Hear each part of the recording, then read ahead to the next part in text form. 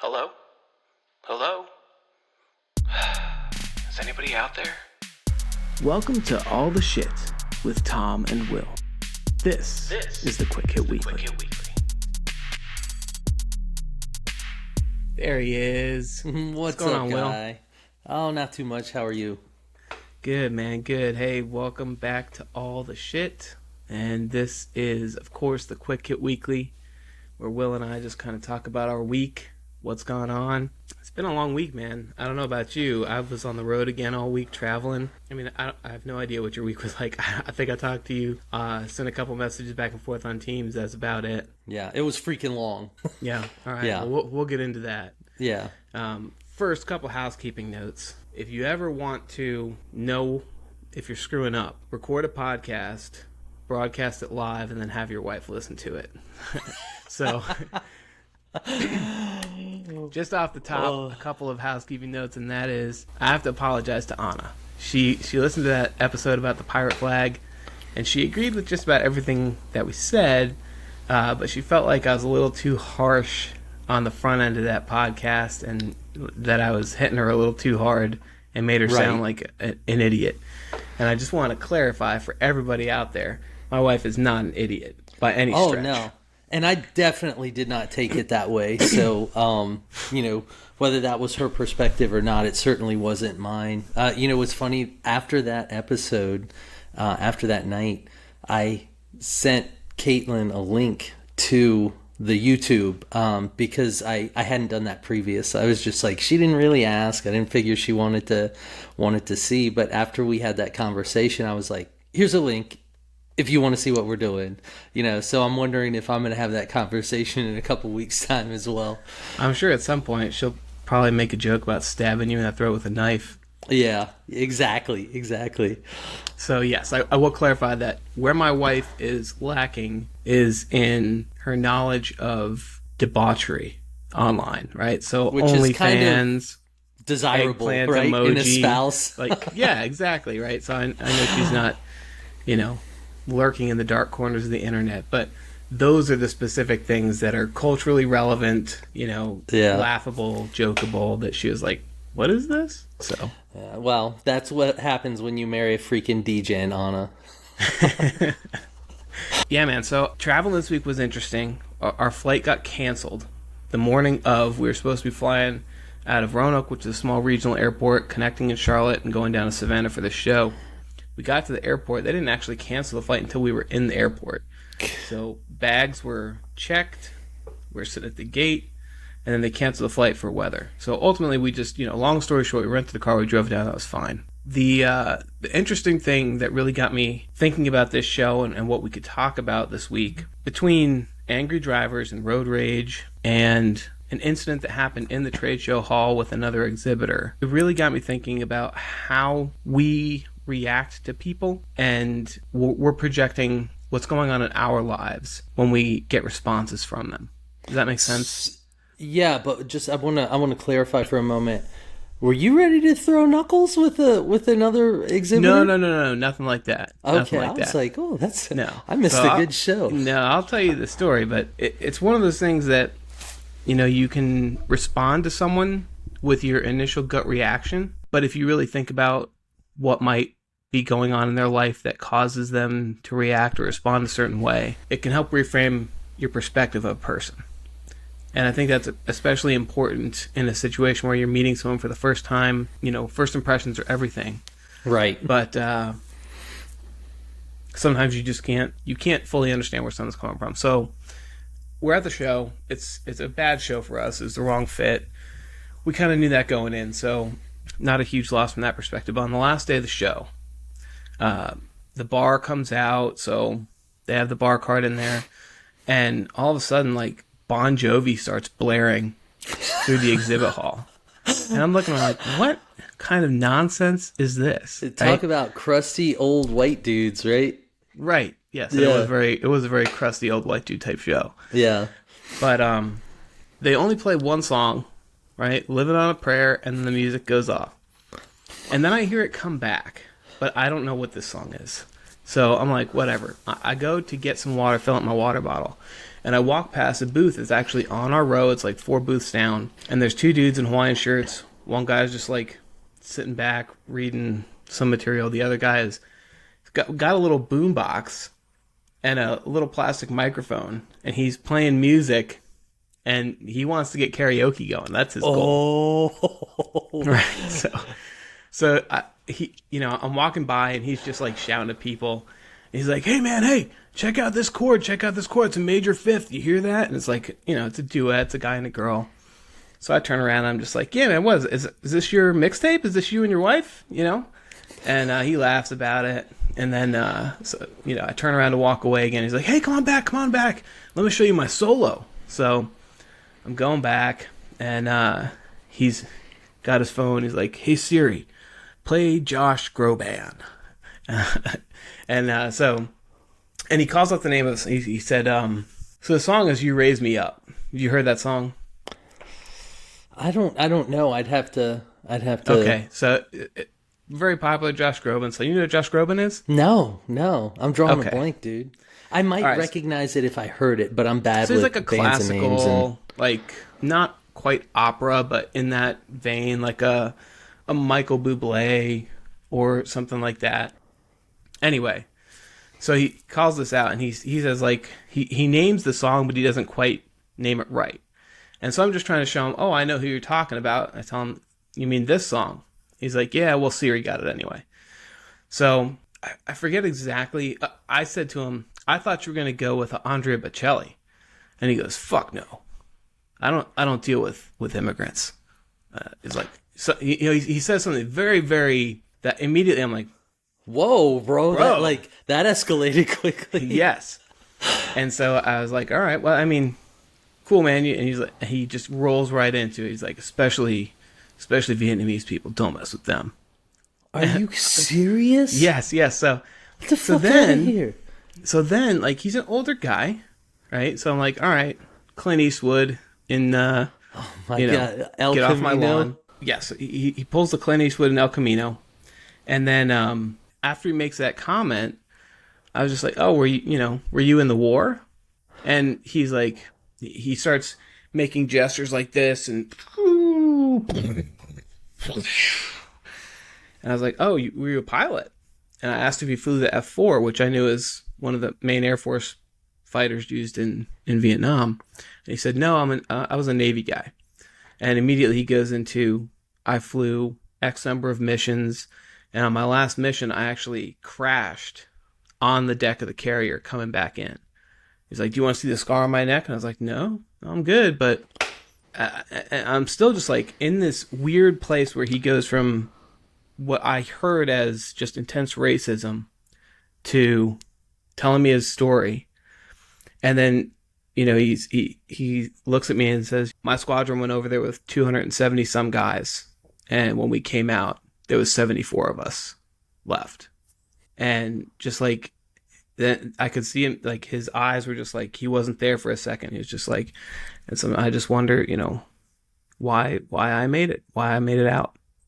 So Dude. I think, yeah. And like, he started crying, had to sit down. And so then I'm like immediately in consolation mode, like, hey man, it's okay. Came out, gave me a hug, and we just had like a nice little chat about, just like calming him down and getting him back on a level. So I feel like what probably happened was that bar car came out, he had a couple of drinks, and just like stuff surfaced in him. But if you just met him for that first part of the conversation, you'd be like, this crusty old racist, why is he even here? Why is he in business with talking to other people for a living? And then you get the whole story and it changes the perspective. I don't necessarily know that he hates Vietnamese people as a whole, but he has some very significant trauma related to him. You know what I mean? Yeah. And it was just one of those things that was just like, I felt like a ping pong ball emotionally going back and forth. Listen to this. On the one hand, I'm like, dude, I don't even want to associate with you. On the other hand, I'm giving him a hug and consoling him. So it was a weird vibe. Yeah. I don't even know where to start. First, Much love for Vietnam. I had a roommate from Vietnam, Tong Mai. If you're listening, shout out to you, bro. Lived with that guy. He was a beast. Biggest Asian dude I had ever seen, like muscular. He reminded me of Bolo, from Enter the Dragon. Bruce Lee? No. Oh, Anyways. okay. I need He to was watch that movie. the big guy.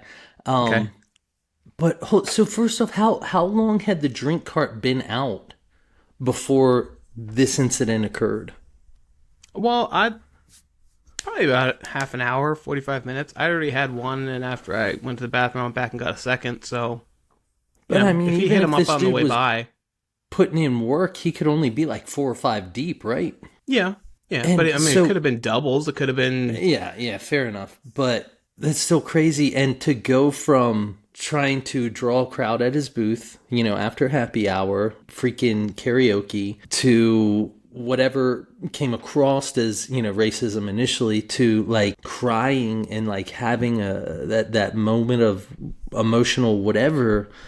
Like, how does that's crazy, man. That's crazy. Like out of the blue. Yeah. I don't know what triggered it, but I I wouldn't- guess it was Andre Bocelli. I wouldn't even have known. Probably when he dropped the anti Viet comment, I probably would have just strolled off at that point. Maybe you did him a favor in a way by not doing that, but just knowing my personality, I'd be like, yeah, I'm not messing with this. I'm out. And so maybe you allowed him an opportunity to to vent, to talk, to connect with somebody, right? That's funny. This is kind of what this project's about, but it's just, that's crazy, man, right? Like the stuff the universe, whatever, puts in your path sometimes, right? And if you're in the right headspace or you're willing to engage, it's kind of crazy what can come out of it sometimes. Yeah, that was a first, I'll say, where especially one that had gone that long, right? Yeah. I've definitely encountered racist people before, and it was just like, all right, bud, see you later. Yeah. But this was the first where it kind of went back and forth, and I got someone's story and the backstory behind kind of where their mind and their heart was in that moment. And so let me ask you this though, like, right, because when you described this guy, I pictured somebody that was 30 or 40 years old. When you made the comment about the war or whatever it was, were you being a smartass, or were you actually inquiring if he participated or was there, so to speak, or were you just being like a wise guy? No, I was genuinely asking.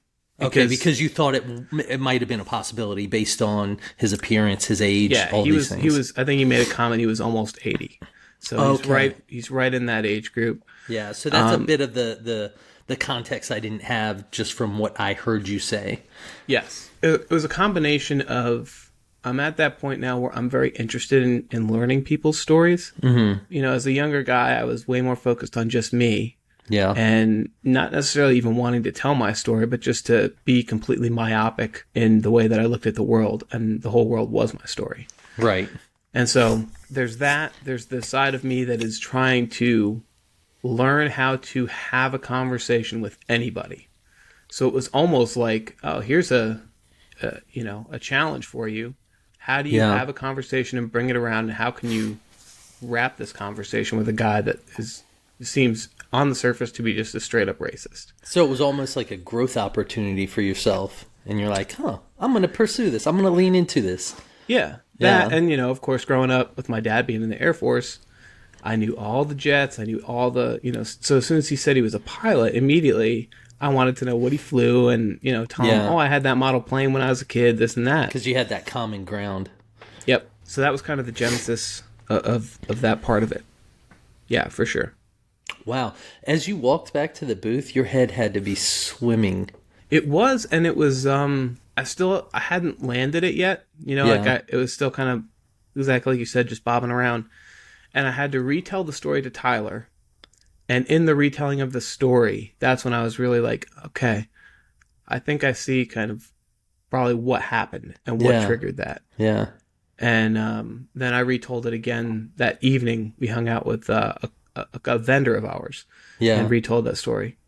And it was, I think it even hit a little bit different for them because they were older than me. Right. not quite aged to be veterans of that war, Yeah. but I think they knew probably a lot more people Yeah. that had been through Yep. something similar, you know? Yeah. What did Tyler say when you retold that story the first time? His reaction was very similar to yours. Just like blown away that at a trade show where your Yeah. job is to talk to anybody and everybody who comes up, that you could have, a hatred for a specific type of person. It doesn't matter who it is. If your job is to interface with everybody on behalf of a company and put their name on your reputation Yeah. and the way you treat people. Yeah. So, yeah, That's it was crazy. interesting. That's crazy. I don't know that in that, I would have pursued it long enough to have that conversation. And if I had that conversation, by the time I got back to the booth, I don't know that I would have had the energy to tell that story. One, I'm not a good storyteller. And so it's very exhausting for me to try and tell a story and get the story across, not just the key points, you know what I'm saying? And Yeah. so just thinking through having something so crazy that, your mind would be racing or swimming, and then trying to, to tell that story, I probably would have just been like, dude, you would not believe what happened, but I don't even know where to start. So just trust me, it was crazy, Yeah. So, And I think it's one thing for us to, have that initial reaction of, oh, freaking racist, right? yeah, But we weren't over there with our best friends and buddies and hearing the stories of what they were doing to prisoners of war, what they were doing to people they captured, losing people right and left. I mean, I know the guys from World War II had similar experiences, right? Whether it was didn't want to have anything to do with Germans, would not go back to Germany, or particularly in the Pacific, not wanting to have anything to do with the Japanese, right? right. I think that's understandable. And I probably would be the same way, at least initially, upon return. Yeah. I think that over time, there's all kinds of stories of people connecting. I think what that prompted, actually, when I told Tyler that story, he recounted another story to me that he'd heard of a U.S. bomber that was on a run into Germany and got hit and was then turning around and trying to get back to England. And there was a German fighter that was on the ground at the time, saw it limping along. The guy jumped in his plane and went up after it to try and shoot it down. Mm-hmm. So once he got in position above it and noticed that there was a huge hole in it, the thing was not going, it was limping along. He could see people inside the plane administering aid to, one of the gunners or whoever was hit. And he decided not to shoot. And so he wound up pushing them far enough. They started running because they assumed he was coming to get them. Right. So he turned off course and went out to sea. He followed them to the point where he started signaling to them to turn around and go back to England because it was far enough away that no one on his side would have been able to see that he didn't shoot them down. Right. And eventually they did. And then after the war, one of the guys was reading accounts from this German flying ace who turned out to be the guy that had went up and pursued them. Right. And read his account of that story and reached out. And so they reconnected after the war and became close friends. Yeah. So there are certainly instances like that, but I can see it going both ways, and it totally depends on your experience and what you endured during that time. And I think it's unfair for anybody to judge unless you've been there. Yeah. Well, I mean, it's hard, man. Like in principle, right? I try not to assume I know anything about anybody, right? And I try to extend them all the benefit of the doubt. And I have no idea what it was like, the horrors, what that does to you mentally, psychologically, emotionally, physically, right? All these things. But on the other hand, just on the devil's advocate side of this, there is, I mean, and you can probably sense to an extent when you're talking to somebody like that or when you're in a similar situation, the difference between just a damaged, broken human being versus hate, like real hate, Yeah. And we all have our biases, whatever it may be, right? Yeah, I don't know. It's hard to say. I would like to think that my mind is strong enough that I would not misconstrue the actions of a few, and hold that against an entire race of people, but I can't like many things, that's what I'd like to believe, sitting here safe in my chair in my house, not having that person, like, just my perspective. That's all I have. I have no idea, but yeah, I don't know. It's tough, man. That's why I think one of the key things, the hallmark of a decent human being is to just, like, people do a lot of messed up stuff, right? And sometimes it's overt, and sometimes it's not, and sometimes it's hateful, and sometimes it's not, and sometimes it just comes from a place of damage and brokenness. But if we can, not sit back and just be like, oh, they are a horrible person because they did X, Y, Z, or they said this, or, whatever, which I think is kind of the point you're getting to, right? Try to avoid that, because you can't ever really know their whole story. Yeah, and I want to be really clear that I did not then interrogate him. When he said that, I was like, please confirm, is this all the enemy's people, or, who do you hate? Yeah. So it was one of those things that it's also, the guys that served also have their own lingo, and I think they would understand more than anyone, certainly more than me, just listening to that guy's story and the way that he said it, what his true intention was. And he could have been just making light conversation. It just sounded to me very off-putting. And that's a generational thing, too. If he's 80 years old, right? How you've talked to a few 80-year-olds, and a lot of them don't give a shit about, what you think or like. Right. And sometimes they say off-the-wall shit just to screw with you, That's also true. Yeah. Who knows? Point is, I don't think I did this conversation any justice, but it's just like, I'm still just kind of trying to process what it would be like to have been in your shoes in that situation, because it's just so bizarre. Yeah, and I think that's an extreme case. So the point I was trying to make and kind of hinting around when we started the conversation was, I said something about road rage, right? Yeah. And so obviously on the road, we saw plenty of dumbass moves by people in traffic that, of course, when you're on the road, you're like, what's this guy doing, right? Yeah. And there was a couple that were clearly malicious, cutting people off, going around somebody that's going too slow in the fast lane, jumping over right on their bumper in front of them. Dumb stuff. And, it's one of those things that you also have to wonder, all right, I could react very badly. And this did not happen to us, right? So we didn't get cut off, but we're observing. You could react very, very poorly to that. And I probably would in that moment, because in this instance, it's a safety issue. Right. If you're threatening someone's life by the way that you're driving, that's different. But we also had an instance where we tried to get over to jump off to catch an exit we almost missed. Yeah. And we had to slow down a little bit to do it. There's room in the left lane, but the person behind us just laid on their horn and went by and actually rolled down their window to yell at us. And it's one of those things like, A, why are you mad? You had room. But B, in that situation, historically, I would get very worked up and angry about it. Yeah. Right? And just imagine, I'm get back on the highway and go find this person and give them the bird. Yeah. But recently I started, when someone does that and I know I was at fault and they're super pissed off, You just give them I'll smile and wave, right? So, A, that could escalate, nice, though. but it's also an escalation. It's a very passive-aggressive move. Yeah, that is super passive-aggressive. So, but the point is, you never know what someone in that situation is going through. Yeah. Right? If they had a really shit day, or something is going horribly wrong in their life, and they're just looking for an outlet, and it just happens to be you that's there. Yeah. If it's not something that physically threatens me, I'm starting to try to work on giving people the benefit of the doubt, and not only not discounting their personhood and value as a human being, but also acknowledging that they do still have value as a human being. Having some empathy for not knowing what's going on in their life.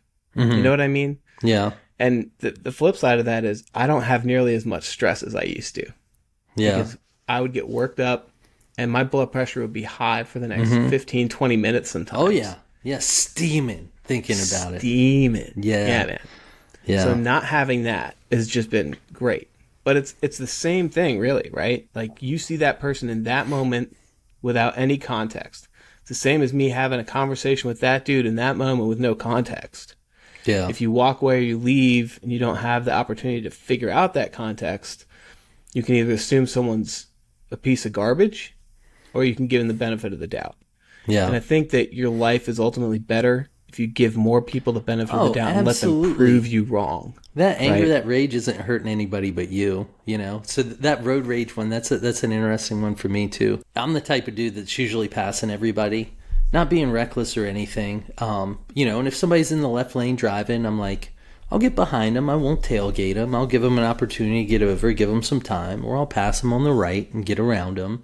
But as long as I can get by, I'm cool. And if I zone out and I realize I'm in the left lane and somebody's behind me, I'll get over and my bad, type thing. And so I'm usually pretty mellow. But the thing that gets me is when somebody maliciously does something, right? Yeah. When I directly have not necessarily done anything towards them or infringed on them in any way, and they're being malicious, and that's where I'm like, oh, okay, we can play, But it's the same thing. There's no good can come of that. None. Yeah, that's the thing to recognize is that it's a lose-lose. Nobody comes out ahead. And all you do is jack up your blood pressure. Yeah. And that's how accidents happen and people die and get hurt, like really hurt. That's the other thing too, that really, like, when somebody is being really reckless and dangerous around me, especially if I have the kids in the car, that's one that jacks my blood pressure up too. And I'm like, if we end up pulling off at the same gas station or something, fortunately that hasn't happened yet because it would continue to escalate. Yeah. Yeah. Yeah, and that's when you'd want Caitlin there with a knife in her hand. yeah, I will stab you if you get out of this car. I'm like, cool, well, I guess I'm going to get stabbed and shot, because this right here... it's going down. It's going down. So yeah, man, anyways, I wanted to share that and just kind of get your thoughts on that. And you reacted kind of the same way that I did initially, just like floored by... Yeah. the absurdity. It's not even absurdity, just the pure malice of what it sounded like. And again, I don't know if it was intended that way or not, but just in getting that guy's full story, at least enough of it to understand the context of his comments, it made me look at it a little different. And I'm grateful for that opportunity to have a chance to step back and reset that conversation and kind of reevaluate it. Well, I mean, just the clarity to not let any of your preconceived biases or notions cloud your judgment, and then, because you could have gone tunnel vision and been like, this dude's a racist, this dude's the enemy, this guy's the bad guy, it's him. But you had the emotional intelligence, to just kind of take it for what it was and not immediately, focus on him being all that is wrong in the world, right? Yeah. Yeah. I think a lot of us could benefit from that, just taking that time. It is a hard skill to learn. It is very hard. You absolutely have to be policing yourself constantly, and it takes a lot of self-awareness to be able to identify when you're getting lit up about something and just calm yourself down in that moment without it being, flying out of hand too quick. Yep. And the higher your stress, the higher your cortisol, all those things, the harder it is to do that, to have that presence of mind. Yeah, and it also depends on your mood and setting, right? If I had been in a bad mood and then my fuse is shorter and I have a lot less leash to give, that's when those things can escalate real quickly. So I think going back to, understanding when you're in a bad mood, kind of what we were talking about last week with the pirate emoji, it's basically like sending it to myself and being like, hey man, note to self, you're not in the best headspace right now. It's not going to take much to set you off. So just be conscious of that in your interactions going forward today, and don't let anything really tee you off. Yeah. I just wanted to share that story with you because that was kind of a doozy. That's wild. Yeah, thanks for sharing. That's crazy, man. I love crazy stories, like where nobody gets hurt, right? Right. Yeah. Oh, you know what? I got to tell you this story too. Yeah. So also at the show, I ran into this guy that I met a couple years ago at this same show, and I had a product I wanted to ask him about. And so I saw him at our hotel when we checked in. He was staying at the same hotel we were. We got in there. I saw this guy walk by, and I was like, oh, great. Lee's at the show. I'm going to have to talk to him about this thing. Right. And I see him at the show hall Not the next day, but the day after, the third day. And I go over to his booth, and I had previously stopped by. He wasn't there. His colleague was there, but Lee's the chemist, so he's the one I need to talk to. Right. His colleague's got a red eye. He's got like some eye infection going on. He looks all wonky. Right? Stuff of nightmares at a trade show. He was having a bad day. Just a bad day. Yeah. So I went back later, because Lee, I saw him there. I walked over to the booth, and Lee's got a black eye and a cut over his eye. Oh, shit. They got messed up. So I'm just joking with him, like, oh, what happened, man? You and David butt heads? And he kind of laughed, and he was like, no, man, I got cold cocks last night. Sucker punched. Yeah. And Did you get the whole story? Yeah. I said, yeah, right, okay. And I said, wait a minute, for real? And he was like, yeah. I was like, where were you? Just walking back to the hotel. I was right outside the hotel last night. I was just walking down the street. I was looking at my phone, checking emails, and boom, next thing I knew, I was laid out. And I was like, what? You're serious? And he's like, yes, and this is the second time that's happened to me. Was he rolling solo? Yeah, And but I mean, like, so where was this? he This said was the Savannah? first time it happened, I woke up in the ER. And I'm thinking, bro, if you got put in the ER From one doing punch? this, like, why would you, how could you walk down the street at night at a show again looking at your phone? Like, Yeah, first off, learn.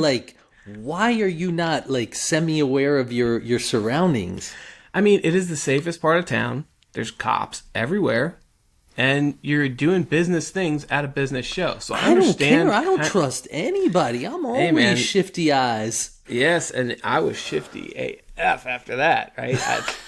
Tyler and I, everywhere we walk, we're like, head on a swivel, head on a swivel. You know, So we're is this walking. guy, like, does he have a face that people just want to punch? He's a Or pretty big dude, too. really? Yeah, like he's older, right? Probably mid-50s. Yeah. But he's not, he looks like he could handle himself. Wow. Did they Yeah. rob him or anything? No. Or- And he was like, yeah, it's a TikTok thing that's knocked people out. And it reminded me of a story when Tyler and I went to Philadelphia last year. We were walking down the street coming back from dinner, and a group of kids walked by. And after they walked by, Tyler looked at me and he goes, I think one of them just slapped me in the back of the head. And How do you think somebody slapped you on the back of the head? He noticed they did, but he wasn't trying to like be alarmist, I think. You know? Ooh, what did you do? We turned around and looked for them, but they were gone. It was a group of girls, too. Get out of here. Yeah, and I think what happened was they were trying to smack him in the back of the head, the same thing, try and knock him out. Because he's a tall, lanky guy. He was too tall. She didn't quite get him, and she was too short to get any kind of leverage on the situation. But it's just like, I've never experienced that. That was not a thing when we were growing up. But something to be aware of now. Hey guys, hey, welcome to my channel. I'm gonna commit some assault. We're gonna see if we can hurt somebody. What the hell is wrong with people? I don't know, man. Seriously? Yeah, Because you that's do the that in the thing wrong now. part of town and you're gonna get your ass shot. Well, yeah, I imagine that they're probably not going after the people that live in town. They're going after people that they can tell are from out of town. That's the point. My god. Look, man, I don't want anything like super life altering to happen, but I wouldn't mind if a few of these kids got the shit knocked out of them because they need it. Well, that's one thing that I do litigate often. I found myself doing it last night. We just got home, right? I'm going to bed, and just imagining this scenario in my head where Tyler gets popped, and I see him, and I'm going to chase that kid down. I might break his arm. I might bust his teeth in. I might just hold on to him by the ear and take his pants off, let him go, take his ID and his phone with his pants, send him home naked, and take his phone and go to the cops. But I going through all these scenarios, and like about 3 minutes in, I realized my teeth are clenched.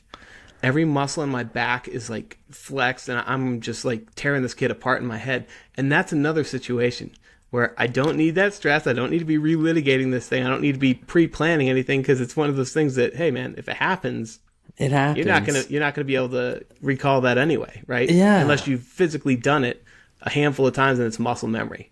And I'm not doing that. What in the hell is wrong with these kids? You know, who knows, right? It could be many things, right? Broken homes, this, that, the other. But I mean, that just bothers me, because this is kind of the way the world is going, and that's not good. Yeah. Anyway, those are my trade show stories today. God, that one made me angry. I'm ready to go fucking. Well, hey, man, you don't have to travel much anymore. No. But yeah, I mean, it's a good incentive for me to stay in shape a little bit. Just pop these traps a little bit, and maybe get people to think twice before coming after me and my boy. I'm gonna have to stop dieting, man. I'm cut down 60, 70 pounds from my peak. I'm gonna have to put it back on. That way, if somebody hits me, I just roll down the street. Holy shit, dude! God. Yeah. So. My anyway, goodness. Yeah, that was my show. That was my week, and we're already at time. So, unfortunately, we'll kick back and get version of your week another time. Yeah, man. Yeah, sounds good. All right, man. Hey, always good to see you. You too. All right, buddy. Later.